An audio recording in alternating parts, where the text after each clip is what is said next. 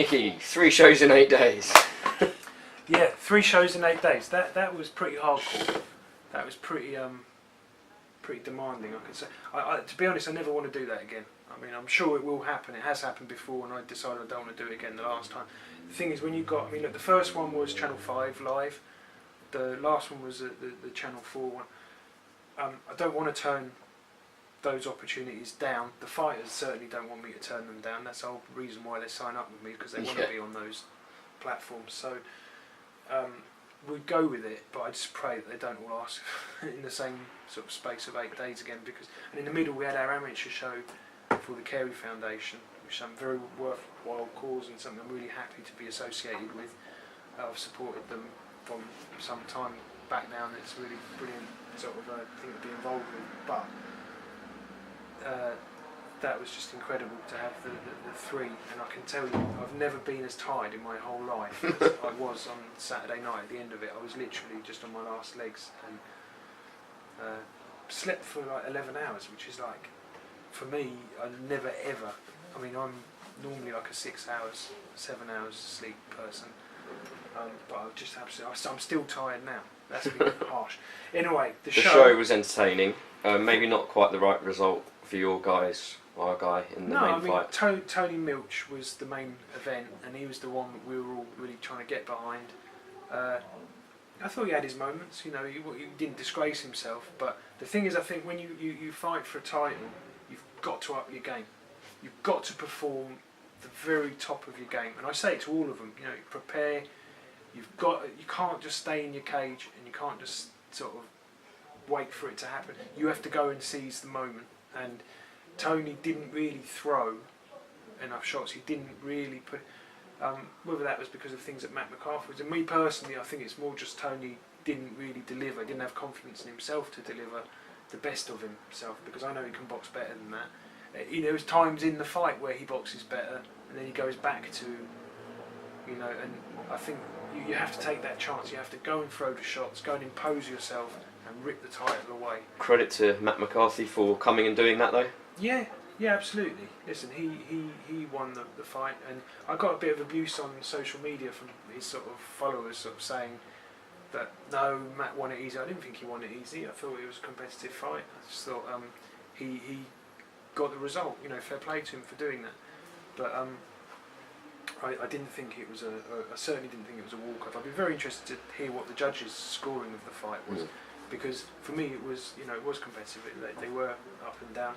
I thought the thing is that McCarthy did take Milch out of his comfort zone, but Milch never really took McCarthy out of his. So as soon as he landed, it was like back to. And I don't think when you fight for a title, I don't think that you can hope to sort of pinch it. I think, you know, we see sometimes they do get pinched. You have to grab the bull by the horns. Yeah, absolutely. You have to take control of matters and make it happen, and not leave anything to doubt. Go in there, and Tony's got the boxing ability to do it, but he has to deliver on the night. It's about delivering, getting it right when it matters. There's no point boxing a guy 9 times in the gym and beating him every time, then in front of the TV cameras boxing him once and getting beat, because people only remember that once. Yeah. You've got to get it right when it matters. And it's not easy, you know, look, there's a lot of pressure on them. They're running around selling tickets, making weight, training, got all this stuff internally going around in their head. Two Hellraisers who maybe did get it right on the night, or certainly did get it right on the night. Phil Bowes 2.0 and Konrad Stempkowski. Yeah, I thought, firstly, Konrad, his first 6-rounder, I was really pleased with. I thought he maybe was pacing it wrong at the beginning. I thought he started off too fast. But then he sort of he grew into it, and I thought he ended the fight very well. Boxing against Scott Hillman, who's no mug, he's got a terrible looking record, but he can fight a bit, as he showed on Saturday. You know, he was competitive throughout, and I knew it wasn't going to be like an easy knock, and I didn't want an easy knockout for Konrad, because this is his first 6-rounder. I wanted to get the rounds in, because now it puts Konrad also in a position where he's eligible to fight for a southern area. You know, Matt McCarthy, Konrad Stempkowski, why not? You know, that's a good fight. I mean, we've made one fight on our show, MTK put their fight on my show, so we'd go and fight either with Konrad, or there might be other fighters that, you know, we've got Hollywood Josh. Joshua Jack Povey, we've got a senior Byfield. I mean, I don't think they would probably fancy a senior Byfield, but if they do, he's only a phone call away, and we could do that probably on a big TV show. You know, I mean, we'd go and certainly speak to. Is there much in that for a senior? Yeah, it's fighting a guy with a good record on TV. That's what we want for him. I mean, a senior really, I want to get him now. We want to be looking at English title fights for him. I think he's outgrown the southern area for sure. I mean, I had a list like that of people for a senior to fight, and none of them wanted a piece of it. So he's outgrown the southern area. I mean, obviously his performance on our first show of our 3-show marathon, I thought was, and I spoke to a senior afterwards, and he was like, "Oh no, you know, it wasn't the same in the changing rooms. I was a bit flat." It wasn't flat. It's the best I've seen him box. Better than the fight with Sam McNess. Yeah, I thought a senior. I thought spot on. You know, he boxed a really, really experienced guy who's proven to be hard and very tricky, and just picked him apart and smashed him. I mean, how can you be like down about that? Very high standards, a senior for himself. Yeah, which is good. But I mean, I think he should be celebrating. I mean, he should be happy with what he did. He did it exceptionally well, and he's developed so quickly. I don't know how far he's going to go. We'll see. But he's just in leaps and bounds at the moment. But yeah, so he could fight Matt McCarthy, Stemkowski, Hollywood Josh. There's a whole load of them. They can all fight. They might want it on their show because they've done one on ours. So that you know is one possibility. Max Wicks as well. We can throw into there. Yeah, it's another one. What about Phil Bowes? What did you make of his more aggressive? I was really happy with Phil Bowes. I know this is my thing with Phil Bowes. I actually think he can be a lot better than what he has shown so far, and I think I know the things that he can do to improve it. And I think he actually moved in that direction. What I'm talking about is him being more aggressive and standing his ground a little bit more and sitting down on his shots and cutting the ring off, which he did a little bit more in this fight, but I think he has to do it a lot more, and I also think he has to do it against higher calibre of opponents, because it's easier to do it against a guy who's more tame, if you like, or he's easier to control. When you've got someone that's really gunning for you, that's difficult to push someone like that back, because you've got to take risks, and you've got to sort of put yourself in a position where possibly you could take shots as well. So, but he's got a good trainer in Harry Andrews and Barry Smith, and you know, I see them talking to him, so I know that they're sort of on it. They're trying to develop him in that way. But I think Phil, naturally, he's a don't get hit before, which is, you know, who can blame him for that? Yeah. 2 other Hellraisers on the bill. Well, is he a Hellraiser? Casey Kademi? Casey Kademi, he's not managed by me, he's with Johnny Eames. He boxed, I mean, that fight was an absolute barn burner. I mean, that was just... it was quite tense to watch in places. When I saw the cut brutal that Kademi had, I thought... and also, I mean, I understand enthusiasm, right? Guys want to go out and impress on their debut. And he definitely looked like, to me, he was looking for big shots for a big knockout. But I think, certainly with hindsight, and I think even like if I had another one similar to that situation again, I would probably say, look, you know, you don't become a world champion on day one. You don't have to lay it on the line. It's good to look impressive, but sometimes when you try so hard to look impressive, and I think a guy having his first fight, he's already got enough pressure on his shoulders. Yeah. Just to deliver a good performance. So to go in there with the mindset, I've got to knock this guy out, and that's what it looked like to me. He was cutting corners because he wanted to knock the guy out so much. And I mean, even when I was boxing myself, I remember hitting guys with big shots as hard as I could punch, nothing happening. And other times, I remember in fact one time in particular, and I literally felt like I just put my fist on the guy's chin, and then the referee started shouting, "Stop, stop, stop!" And I stepped back, and the guy just fell, and I couldn't believe that could possibly knock him out, because it was such a light shot. But I think the thing is, if you're going in there really trying to, the person getting hit can see it coming more, whereas it's the little short punches, the ones that they don't see.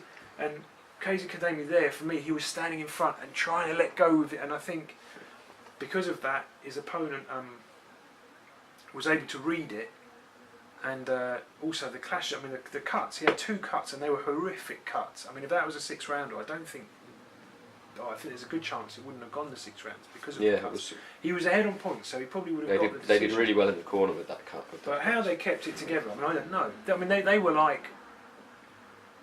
I mean, the one on his eyebrow was. I mean, it was horrible to when he got it and he had a round left to go. I just thought, if he gets hit on that's the end of the fight. Yeah, and I mean, I'm assuming it was a headbutt. I think it was. It was heads. The referee came over between rounds and said it was heads. Yeah, I thought it was a headbutt because I could see the thing is both of them were going in with their heads down. Yeah. And and another person trying possibly too hard to impress Tony Buttigieg. Yeah, I don't know if he was trying too hard. I think he's just a young lad, young guy coming in, and I just. It was a big step up, isn't it? Right. For one, look, we've had him before over Ivan Godor, and he's no pushover. Yeah. And the thing is, Tony's first 2 fights, you know, he again, like I say, he's a young lad. I don't really want to roll the dice with him. We want to protect him and bring him on.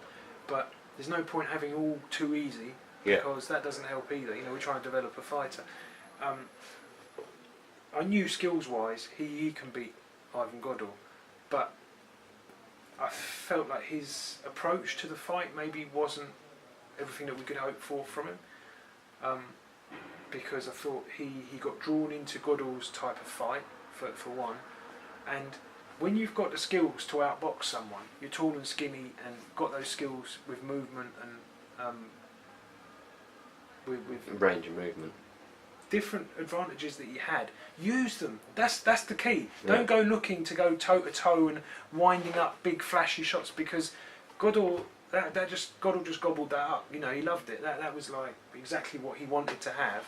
Good for Tony to have that kind of fight, though. You said in the afterwards he needs those learning fights. Yeah. I think that will have bucked his ideas up. That will be a big wake up call to him. That actually professional boxing is a hard sport and there's a lot of hard men in it and guys that if you give them an inch, they'll punish you. You know, they'll take that chance to really.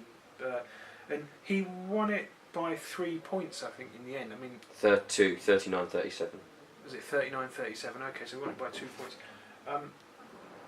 I had him winning it, but I just thought he could have won every round, and he could have won it and looked really good. I felt he got dragged into Godor's type of fight, and because of that, it got very scruffy and he tired a lot. And I do think it's a good fight for him. He won the fight. Thank God he won the fight. I was confident actually at the end of the fight. Someone said, "Oh, do you think?" I thought, "Yeah, he's won that." Is his mum, so she's obviously going to be anxious. But I thought, he won the fight, and that will let him know where the bar is, and that's even at low-level professional. You know, we're going to step him up higher than that eventually. Yeah. But we just need to work on his strength, his conditioning, and mental preparation is so important. People don't talk about it enough, but mental preparation it's not everything, but it's a huge part of a few others on the bill, not necessarily your fighters, but guys who are kind of churning through the opponents. Richard Riakporhe was stepped up to 6 rounds, but yet again didn't need more than 2. Yeah, and interesting his reaction to the Commonwealth title fight that just happened because he's drooling. But I think Richard, he needs to have some harder fights because it's all very well blitzing through the low-level guys, but then when you go into a 12-rounder, you've got to have had some fights with opponents of a slightly higher standard. And if you think, for me, if he got on that Commonwealth, I wouldn't be comfortable putting him forward for Commonwealth title now. He needs to. It's very, very promising what he's done so far. I've been really impressed with him. He can punch. He looks like he can box. He can punch. He's got some good sort of rhythm, good coordination, good moves. A lot of the things that you look for in a fighter, they look like they're there. But just because they look like they're there, it doesn't mean you can just go, chuck him in. You can chuck him in, and he might actually go and knock out Luke Watkins or whoever was there. But that isn't, to me, it's not sensible management. There's no pride to be taken in chucking guys, taking a big risk when he looks like he could be quite a polished sort of a top. What about Andre Sterling? He's looked, every time we've seen him fight, he's looked like he's about to get the knockout. He finally got his first knockout. Yeah. He's sort of clearly a big puncher. Yeah, I think if he gets to 10, 12 round level, I think he's going to be a big problem for whoever he comes across, because he's clearly very heavy-handed, and he's got movement, and he looks to me already like that's where he's destined to. I think he will look better over 10 rounds than he does over 4. I think 4 is too short for him. Problem is with these guys, as you know, people don't always realise, to fight on the shows they have to sell tickets, they have to pay the opponent's purse, they have to pay money to the promoter, they have to pay their own purse, and when they struggle with tickets, it then becomes difficult to step them up in rounds, because more it rounds, costs more money. more you've got to pay the opponent. Another guy who impressed yet again, third fight, Jeffy Afori. Yeah. Lightweight. Who did he box? He boxed. Naheem Chowdhury was his first fight. Okay, yeah, from Blackburn. That's right. Yeah, that was a good fight. Yeah. Very tough first fight for Chowdhury, but he came through it well. He looks like he'll be like a solid journeyman, that guy. You can see his attitude. He wasn't really taking big risks and coming in flying. Well, I mean, Jeffy was picking him off quite. Yeah, and he looks like a decent prospect, that Jeffy. I thought he's quite tidy, you know. Sound boxer. It'd be interesting to see what weight he settles into and what weight Glacius Taru is, because potentially that's a that fight would be a down the humdinger, line for a southern area. It'd be a really good fight. Yeah. It would be, but I wouldn't put Glacius in that type of a fight like now. No. We want to get I mean, I think Glacius will beat him, but I'll develop Glacius as much as we can first, and then make those kind of fights. Yeah, and there was a debut of some. I mean, the fight lasted about a minute. Well, that Denzel Mensah, and he'd sold about 300 ringside seats, is what it felt like. Yeah, I think he sold 400 tickets. He sold like a huge amount of tickets. It was insane. And, yeah, I never even heard of the guy. I had no idea who it was, and I heard the noise. The people, I thought, right, we might get a bit of a, because Casey Blair isn't like rubbish. You know, he's got a bad record, but he's quite a tough guy. And if you couldn't fight, Casey Blair might turn you over. But anyway, it didn't happen. He annihilated him, wiped him out. Yeah, just smashed him. I think they were surprised. I think they were shocked at how. We then had one of the most sort of the post-fight interview was insane. Like, it was surrounded by all Yeah. And how do you prepare? How do you know? I mean, it wasn't our side of the bill, so we didn't have anything we didn't know how many sold or anything. But yeah, they turned up in their droves, and but that's what we want the fighters to absolutely, do. It makes promoting pleasurable rather than. But okay, so yeah, all in all, I was really happy. Good night, good. No, very hard week with the 3 shows, but this is the business I chose to be in. So be it. Little break now. And when's the next show? Then we've got the Mayfair Sporting Club at the Savoy. End of November. And yeah, then we'll have one more York Hall before the end of the year. December the 1st. It looks like That's the Friday. We'll find out. Yeah, in the next couple of days when that's going to be. We need to sort of have a couple of conversations and sort that out. But that's what it looks like. It looks like probably December the 1st, and that will be us for the year. Fair enough. Well, you can enjoy some respite for a little while. Yeah, recharge the batteries, which is desperately needed right now, and then get back in. And I'm really looking forward to the next sort of year. I mean, Darryl Williams, the English title, Senior Byfield will be moving into contention for the English title. There's a lot of exciting things going on. Some good new talent coming through. So stay posted, guys.